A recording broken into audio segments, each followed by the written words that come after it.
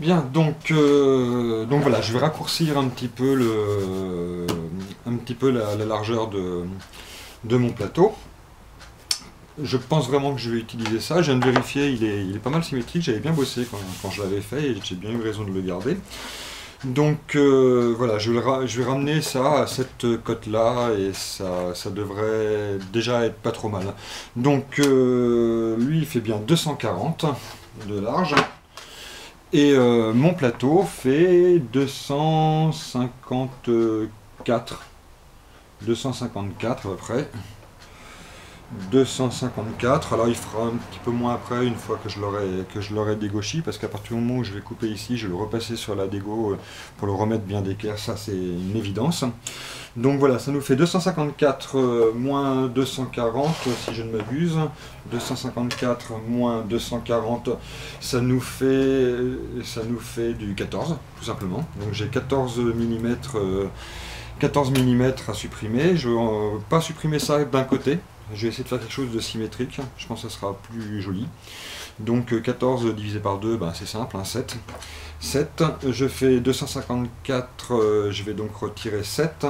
Ça veut dire que je vais me retrouver sur du 247. Donc il faut que je cale mon guide à 247 dans un premier temps. Et après, je vais de nouveau enlever 7, donc le deuxième sera 240, c'est simple, hein, 247 moins 7, 240. Donc on est bien d'accord, 254 moins 14 nous font bien les 240 demandés.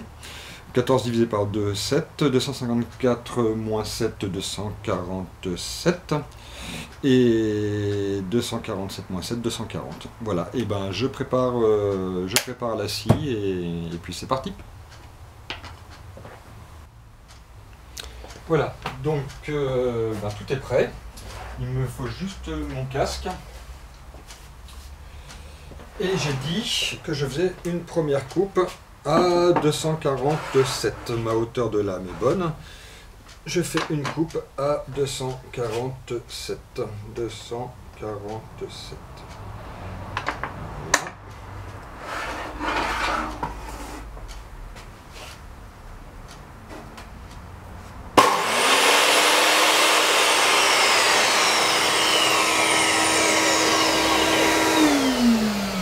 Je lève la cape pour vous montrer. Et puis pour tout à l'heure là, puis j'ai complètement oublié de la remettre. Voilà. Ça me semble déjà un peu plus sécurisant, voyez-vous.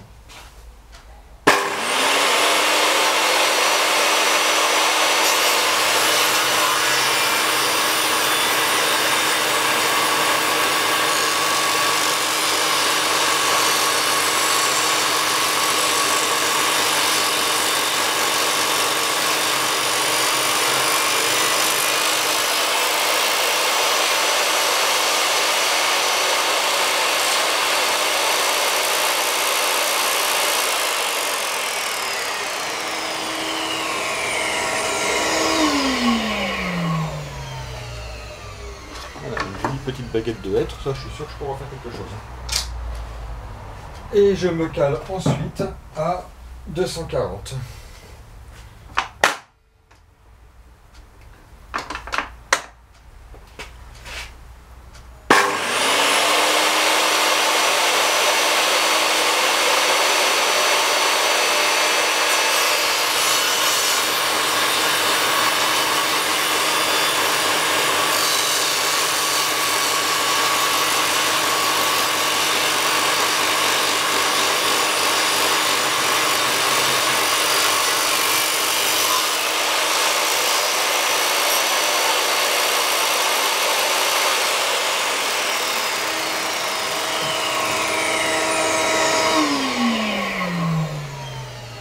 Voilà, donc on peut le voir, une lame polyvalente pour le délignage de grosses sections de massif comme ça, c'est quand même pas idéal. Alors ça va que j'avais que 2 petites coupes à faire, que j'en aurai pas d'autres. Les autres ne seront que du tronçonnage. Mais voilà, il faudra quand même qu'un jour je me décide à investir dans une lame plus pour le délignage. Voilà, et comme on peut le voir, maintenant du coup avec ça, je suis plutôt pas mal. Donc mes calculs était bon. Je vais perdre un tout petit peu quand je vais faire quand je vais refaire le dégauchissage d'une face et le rabotage de l'autre. Mais c'est pas pire, je préfère presque que mon gabarit dépasse un peu. C'est presque mieux. Et puis vous voyez que dans la finalité, j'ai pas perdu grand chose en fait. Hein. J'ai vraiment pas perdu grand chose. C'était vraiment pas. Je pense que c'était une bonne décision. Voilà. Donc voilà, je suis prêt à faire mon dégauchissage. Je vais choisir une face, peu importe laquelle en fait. Je vais commencer par celle-là. Je vais peut-être la griffonner un petit peu avant. J'aime bien faire ça, ça me permet de m'assurer que je suis bien passé partout. Voilà, c'est une petite habitude que j'ai prise et qui franchement ne mange pas de pain. Donc tout ce qui ne mange pas de pain, moi j'aime bien. Ça prend pas beaucoup de temps. Et puis j'ai réglé ça sur une passe très très légère, hein. Je dois être sur du 0,3 à peu près, 0,3 mm, pas la peine d'en enlever trop. Et mon guide est réglé, je ne sais pas si vous allez réussir à voir, mais voilà, j'arrive à passer, j'ai un petit peu plus de marge que tout à l'heure maintenant. Je pense qu'il n'y aura pas trop de problème. Et ben, en avant!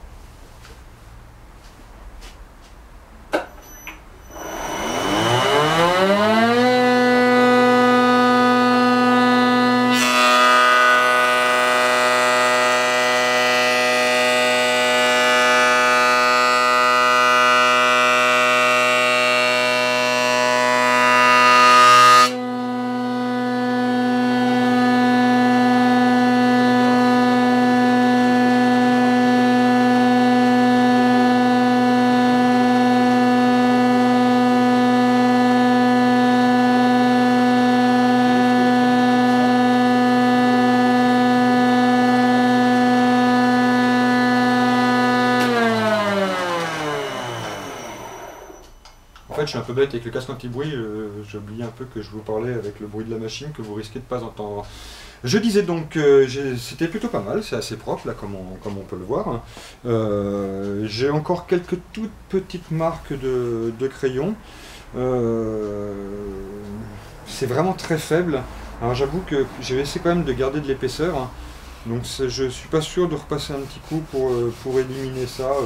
Ça partira très bien. Enfin, je pense pas que ça gêne. Je vais juste prendre le temps de vérifier cette planéité. Et si comme je le pense, elle est bonne, et ben je vais passer au dégauchissage d'un champ. Puis ensuite, ça sera autour de la rabot. Voilà. Voilà, donc j'ai vérifié et oui, c'est plutôt pas mal du tout. Donc je vais m'arrêter là, effectivement. Ça va être la raboteuse qui va faire la partie du dessous pour être bien parallèle à ça. Il me reste à faire les champs maintenant. Alors normalement on devrait faire une des deux à la dégo et puis l'autre partie à la raboteuse, mais bon, ça rentrera jamais dans ma raboteuse, donc je vais tout faire à la dégo dans un premier temps comme ça, et puis dans un deuxième temps en gardant la même référence bien sûr, comme ça, et puis on verra bien ce qui se passe. Après, cette partie-là est un petit peu moins importante que ces parties-là, parce que ça va rester les côtés de la planche à découper. Et il n'y aura aucun collage dessus, alors que là par contre il y aura des collages. Donc là c'est vraiment important que ça soit parallèle. Et comme en proie, de toute façon, je vais lui donner une forme à tout ça, ces côtés-là ne finiront par ne plus exister. Donc s'ils ne sont pas parfaits, honnêtement, je pense pas que ça pose un gros problème. Donc juste un petit coup de dégo dans ces deux sens, ça sera pas mal. Alors le problème que je risque de rencontrer là, c'est que mon guide est un peu court en hauteur. Ce serait pas mal qu'un jour je m'en bricole un plus large, mais là j'ai vraiment pas de quoi le faire et surtout pas de choses dont je suis sûr qu'il soit bien plan. Mais c'est la première fois que je rencontre ce cas de figure et première fois que je me dis qu'il y a ce petit bricolage à faire pour améliorer l'outillage. Je règle mon guide, je vais couper la puissance pour ça. Je règle mon guide, excusez-moi, c'est déjà fait ça. Je vais juste régler mon protège-fer. Voilà, c'est pas mal. Alors, je sais pas si je fais bien ou pas, mais j'aime bien en fait, quand je règle mon fer, je le règle un peu court comme ça. Et j'utilise, ça fonctionne, vous voyez, il bouge un peu comme ça. Et du coup en faisant ça, j'ai remarqué que ça me le plaquait bien contre le vide, à l'endroit où les fers circulent. Comme vous pouvez l'entendre, j'habite pas très loin d'une mairie et tous les samedis, on a le droit à ces concerts de klaxon. Alors j'en profite pour passer un petit message. Vous, chers internautes, quand vous vous mariez, pensez que le samedi pour vous, enfin ces samedis de mariage pour vous sont une journée exceptionnelle, mais que pour les gens qui habitent à côté des mairies, c'est tous les samedis une journée exceptionnelle et qu'au bout d'un moment, c'est franchement gonflant, quoi. Ouais, voilà, c'était un petit aparté. Et ben, hop, à la suite.